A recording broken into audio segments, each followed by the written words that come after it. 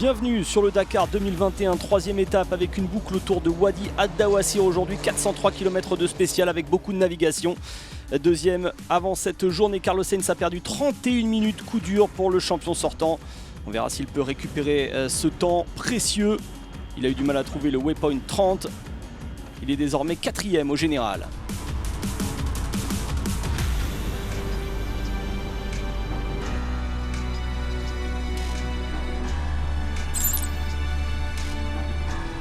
On retrouve le français, encore une belle journée pour Mathieu Serradori, troisième désormais du classement général.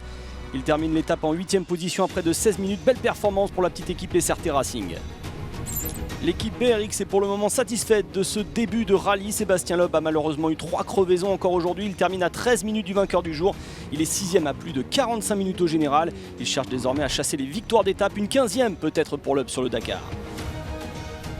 Cheikh Khalid Al-Qassimi s'est retiré sur l'étape 3 l'an dernier, mais il a terminé cette année cette étape, ce qui signifie qu'il a progressé. 5e aujourd'hui, il arrive en trombe dans le top 10.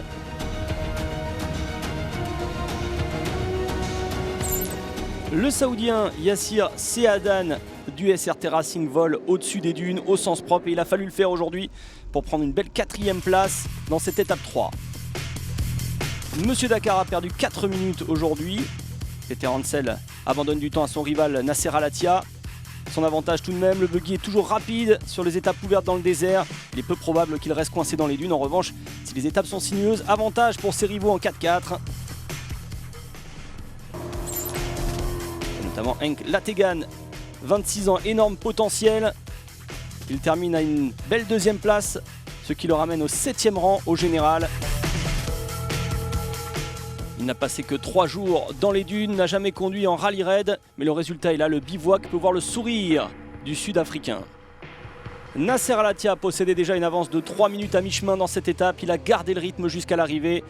Après un final serré l'an dernier, il sait que toutes les minutes grappillées dans cette première semaine pourraient faire la différence. Al-Attiyah s'est engagé à 100% encore aujourd'hui, il connaît bien le terrain en Arabie Saoudite. Il avait de nouveaux amortisseurs et suspensions avec cette équipe Toyota Gazoo Racing. Cela a fonctionné à merveille pour le Qatari, victoire d'étape sur le Dakar, victoire numéro 38 pour Nasser. Au classement de cette étape, Nasser Al-Attiyah devance Lategan, Stéphane Peter Hansel perd 4 minutes sur Al-Attiyah, Seadan et Al-Qassimi complètent le top 5. Au classement général, Peter Hansel possède 5 minutes d'avance sur Nasser Al-Attiyah, Serradori occupe une belle 3e place, Carlos Sainz est 4e à plus de 30 minutes.